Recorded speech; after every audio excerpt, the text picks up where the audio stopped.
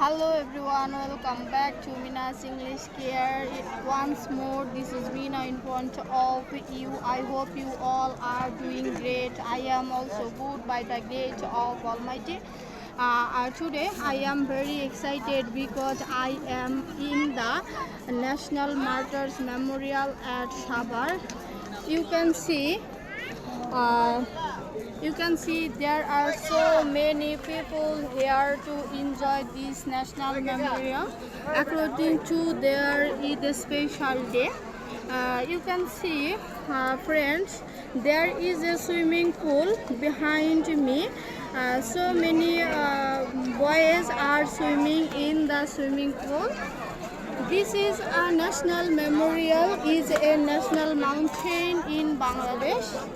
It was built to honor and remember those who died during Bangladesh Liberation War, which is result of Bangladesh independence in 1971 from Pakistan.